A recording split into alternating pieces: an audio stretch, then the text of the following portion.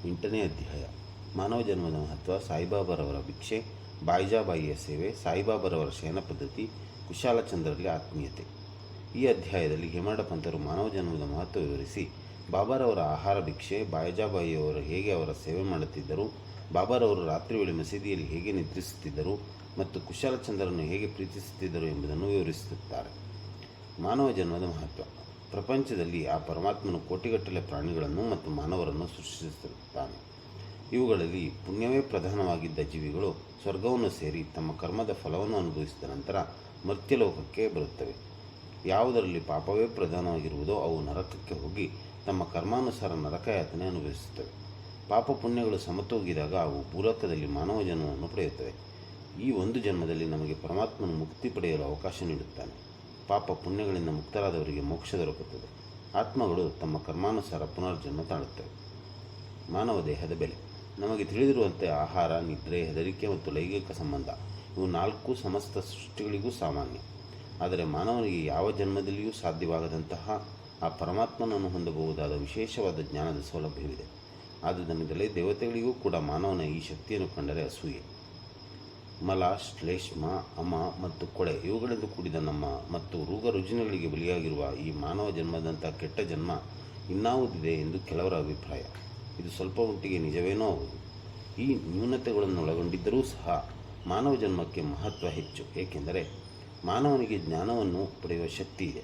ಮಾನವನು ಈ ದೇಹದ ಮತ್ತು ಪ್ರಪಂಚದ ತಾತ್ಕಾಲಿಕತೆ, ಇಂದ್ರಿಯ ಭೋಗಗಳಲ್ಲಿ ಜಿಗುಪ್ಸೆ, ಸತ್ಯ ಮತ್ತು ಮಿಥ್ಯದ ಸಾಮ್ಯತೆ ಇವುಗಳನ್ನು ತುಲನೆ ಮಾಡಿ ಆ ಪರಮಾತ್ಮನನ್ನು ಹೊಂದಲು ಸಹಾಯಕವಾದ ಜ್ಞಾನವನ್ನು ಹೊಂದಬಹುದು. ಮಾನವ ಜನ್ಮ ಮಲಮಯ ಎಂದು ಉದಾಸೀನರಾದರೆ ಆ ಪರಮಾತ್ಮನನ್ನು ಹೊಂದುವ ಸೌಲಭ್ಯ ಕಳೆದುಕೊಳ್ಳುತ್ತಾರೆ.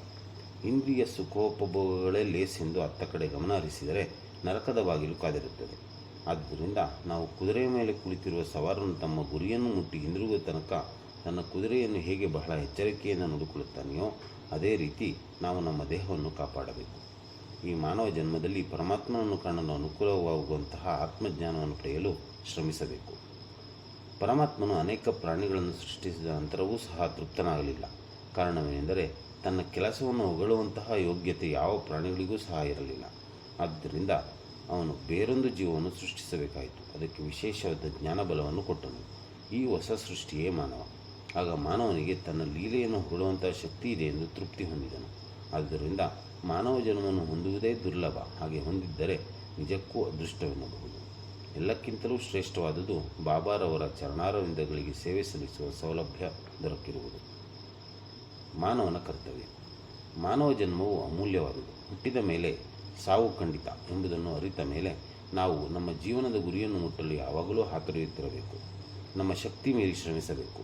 ಸೋಮಾರಿತನ, ಆಲಸ್ಯ ಇವುಗಳನ್ನು ತಳ್ಳಿ ಜಡತನವನ್ನು ತ್ಯಜಿಸಿ ಹಗಲಿರಲೂ ಸಹ ನಾವು ಪರಮಾತ್ಮನನ್ನು ಕುರಿತು ಧ್ಯಾನಿಸಬೇಕು. ಇದನ್ನು ಮಾಡದಿದ್ದಲ್ಲಿ ಮಾನವನು ಕೂಡ ಕಾಡು ಪ್ರಾಣಿಗಳಿಗಿಂತಲೂ ಕೀಳಾಗುತ್ತಾನೆ. ಸಾಧು ಸಂತರ ಆಶ್ರಯ. ನಿಮ್ಮ ಗುರಿಯನ್ನು ಬೇಗನೆ ಸಾಧಿಸಬೇಕಾದರೆ ಈ ಪರಮಾತ್ಮನ ಸಾಕ್ಷಾತ್ಕಾರವನ್ನು ಹೊಂದಿರತಕ್ಕ ಸಾಧು ಸಂತರಗಳನ್ನು ಆಶ್ರಯಿಸಬೇಕು. ಧಾರ್ಮಿಕ ಪುರಾಣ ಕೇಳುವುದರಿಂದಲೂ ಧಾರ್ಮಿಕ ಗ್ರಂಥಗಳನ್ನು ಪಠಿಸುವುದರಿಂದಲೂ ಯಾವುದನ್ನು ಪಡೆಯಲು ಅಸಾಧ್ಯವೋ ಅಂತಹುದನ್ನು ಈ ಪವಿತ್ರ ಆತ್ಮಗಳ ಸ್ನೇಹದಿಂದ ಪಡೆಯಬಹುದು. ಹೇಗೆ ದಿನಕರನು ಸಮಸ್ತ ತಾರಾಗಣಗಳ ಕಾಂತಿಗಿಂತ ಮಿಗಿಲಾದ ಬೆಳಕನ್ನು ಕೊಡಬಲ್ಲವನೋ ಹಾಗೆ ಸದ್ಗುರುವು ಸಮಸ್ತ ಧಾರ್ಮಿಕ ಗ್ರಂಥಗಳು ನೀಡಬಹುದಾದಕ್ಕಿಂತ ಮಿಗಿಲಾದ ಪಾರಮಾರ್ಥಿಕ ಜ್ಞಾನವನ್ನು ನೀಡಬಲ್ಲನು. ಅವನ ಚಲನವಲನಗಳೇ ನಮಗೆ ಮೃದುವಾದ ಮಾರ್ಗದರ್ಶನ ನೀಡುತ್ತವೆ. ಕ್ಷಮೆ, ತಾಳ್ಮೆ, ದಯೆ, ದಾನ, ಧರ್ಮ, ಇಂದ್ರಿಯ ನಿಗ್ರಹ ಶಕ್ತಿ ಇವುಗಳನ್ನು ಗುರುವು ಅಭ್ಯಾಸ ಮಾಡುವಾಗಲೇ ಶಿಷ್ಯರು ಅದನ್ನು ಪಾಲಿಸುತ್ತಿರುತ್ತಾರೆ. ಇದು ಅವರ ಮನಸ್ಸನ್ನು ಪಾರಮಾತ್ಮಿಕ ಜ್ಞಾನದೆಡೆಗೆ ಕೊಂಡೊಯ್ಯುತ್ತದೆ. ಶ್ರೀ ಸಾಯಿಬಾಬಾರವರು ಇಂತಹ ಒಬ್ಬ ಸಂತ ಸದ್ಗುರು. ಅವರು ಬಾಹ್ಯದಲ್ಲಿ ಫಕೀರರಾಗಿ ಕಂಡರೂ ಯಾವಾಗಲೂ ಆತ್ಮದಲ್ಲಿ ತಲ್ಲೀನರಾಗುತ್ತಿದ್ದರು. ಪರಮಾತ್ಮನನ್ನು ಅಥವಾ ದೈವತ್ವವನ್ನು ಕಾಣಬಹುದಾದ ಎಲ್ಲ ವಸ್ತುಗಳನ್ನು ಬಾಬಾ ಪ್ರೀತಿಸುತ್ತಿದ್ದರು. ಸಂತೋಷದಿಂದ ಅವರು ಉಬ್ಬುತ್ತಿರಲಿಲ್ಲ. ಅನಾದೃತವೆಂದು ಕುಗ್ಗುತ್ತಿರಲಿಲ್ಲ. ಧನಿಕನಾಗಲಿ ಭಿಕಾರಿಯಾಗಲಿ ಇಬ್ಬರೂ ಅವರಿಗೆ ಒಂದೇ. ತಮ್ಮ ದೃಷ್ಟಿ ಮಾತ್ರದಿಂದಲೇ ಭಿಕಾರಿಯನ್ನು ಧನಿಕನನ್ನಾಗಿ ಪರಿವರ್ತಿಸುವ ಪ್ರತಿಭೆ ಇತ್ತು. ಅಂತಹ ಬಾಬಾ ಶಿರ್ಡಿಯ ಪ್ರತಿ ಮನೆಯ ಬಾಗಿಲಿಗೂ ಹೋಗಿ ಭಿಕ್ಷೆ ಬಿಡುತ್ತಿದ್ದರು. ಅದು ಹೇಗೆಂಬುದನ್ನು ಈಗ ನೋಡೋಣ. ಬಾಬಾರವರ ಭಿಕ್ಷೆ. ಅಮ್ಮ, ನನಗೆ ಒಂದು ಚೂರು ರೊಟ್ಟಿ ನೀಡುವಿರಾ ಎಂದು ಬಾಬಾ ಪ್ರತಿ ಮನೆಯ ಬಾಗಿಲಿಗೆ ಹೋಗಿ ಭಿಕ್ಷೆ ಬಿಡುತ್ತಿದ್ದರು. ಬಾಬಾರವರಿಗೆ ನೀಡಿದವರೇ ಧನ್ಯರು. ಅವರು ಭಿಕ್ಷಾಪಾತ್ರೆಯನ್ನು ಹಿಡಿದುಕೊಂಡು ಜೋಳಿಗೆಯನ್ನು ಸಿಕ್ಕಿಸಿಕೊಂಡು ಪ್ರತಿ ಮನೆಯ ಬಾಗಿಲಿಗೂ ಹೋಗುತ್ತಿದ್ದರು. ಸಾಂಬಾರು, ಪಲ್ಯ, ಮಜ್ಜಿಗೆ, ಸಾರು ಮುಂತಾದವುಗಳನ್ನು ಪಾತ್ರೆಯಲ್ಲಿಯೂ, ಅನ್ನ ಮುಂತಾದ ಗಟ್ಟಿ ಪದಾರ್ಥಗಳನ್ನು ಜೋಳಿಗೆಯಲ್ಲಿಯೂ ಹಾಕಿಸಿಕೊಂಡು ಬರುತ್ತಿದ್ದರು. ಅವರಿಗೆ ಆಹಾರ ಪದಾರ್ಥಗಳ ಚಾಪಲ್ಯವಿರಲಿಲ್ಲ. ಕೊನೆಗೆ ಭಿಕ್ಷೆ ಬೇಡಿ ತಂದ ಎಲ್ಲ ಪದಾರ್ಥಗಳನ್ನು ಬೆರೆಸಿ ಮನದಣಿಯುವಂತೆ ತಿನ್ನುತ್ತಿದ್ದರು. ಒಂದೊಂದು ದಿನ ಮಧ್ಯಾಹ್ನ 12 ಗಂಟೆಯವರೆಗೆ ಭಿಕ್ಷೆ ಬಿಡುತ್ತಿದ್ದರು. ಅವರು ತಿನ್ನುವಾಗ ನಾಯಿ, ಬೆಕ್ಕು, ಕಾಗೆಗಳು ಸಹ ಅವರೊಡನೆ ಬಂದು ತಿನ್ನುತ್ತಿದ್ದವು. ಆದರೆ ಬಾಬಾರವರು ಅವುಗಳನ್ನು ಓಡಿಸುತ್ತಿರಲಿಲ್ಲ. ಮಸೀದಿಯನ್ನು ಗುಡಿಸಿ ಸಾರಿಸುತ್ತಿದ್ದರೂ ಸಹ 10-12 ರೊಟ್ಟಿ ಚೂರುಗಳನ್ನು ತೆಗೆದುಕೊಂಡು ಹೋಗುತ್ತಿದ್ದರು. ಕನಸಿನಲ್ಲಿಯೂ ಸಹ ನಾಯಿ, ಬೆಕ್ಕುಗಳನ್ನು ಹೆದರಿಸಿ ಓಡಿಸದೆ ಇದ್ದ ಬಾಬಾ ಬಡಜನರನ್ನು ಓಡಿಸಬಹುದೇ? ಶಿರ್ಡಿಯಲ್ಲಿಯ ಜನರು ಇವರನ್ನು ಮೊದಲು ಹುಚ್ಚರೆಂದು ತಿಳಿದಿದ್ದರು. ಪ್ರತಿ ಮನೆಯ ಬಾಗಿಲಿಗೆ ಹೋಗಿ ಭಿಕ್ಷೆ ಬೇಡಿ ಜೀವಿಸುವವರನ್ನು ಯಾರು ತಾನೇ ಗೌರವಿಸುವರು? ಅವರು ಬಾಹ್ಯದಲ್ಲಿ ಚಂಚಲರಾಗಿದ್ದರೂ ಅಂತರಂಗದಲ್ಲಿ ಮಹಾಜ್ಞಾನಿಗಳಾಗಿದ್ದರು. ಅವರ ಮಾರ್ಗ ಅದ್ವಿತೀಯವಾಗಿದ್ದಿತು. ಕೆಲವರು ಇವರನ್ನು ಮಹಾಜ್ಞಾನಿಗಳೆಂದು ಗೌರವಿಸುತ್ತಿದ್ದರು. ಇದನ್ನು ಉದಾಹರಿಸುವ ಕಥೆಯೊಂದು ಈ ರೀತಿ ಇದೆ. ಬಾಯಿಜಾಬಾಯಿಯವರ ಸೇವೆ. ತಾತ್ಯಾಕೋತೆಯವರ ಮಾತೆ ಬಾಯಿಜಾಬಾಯಿಯವರು ಸ್ವಲ್ಪ ರೊಟ್ಟಿ, ನೀರು ತೆಗೆದುಕೊಂಡು ಕಾಡಿಗೆ ಪ್ರತಿದಿನವೂ ಹೋಗುತ್ತಿದ್ದರು. ಸ್ವಲ್ಪ ಹೊತ್ತು ಅಲೆದ ನಂತರ ಈ ಫಕೀರರನ್ನು ಸಂಧಿಸುತ್ತಿದ್ದರು. ಹೀಗೆ ಸಂದರ್ಶಿಸಿದ ತಕ್ಷಣ ಅವರಿಗೆ ಎಲೆ ಹಾಕಿ ಊಟಕ್ಕೆ ಬಡಿಸುತ್ತಿದ್ದರು. ನಂತರ ಬಲವಂತ ಮಾಡಿ ಊಟ ಮಾಡಿಸುತ್ತಿದ್ದರು. ನಿಜವಾಗಿಯೂ ಅವರ ನಂಬಿಕೆ, ಸೇವೆ ಅಗಾಧವಾಗಿತ್ತು.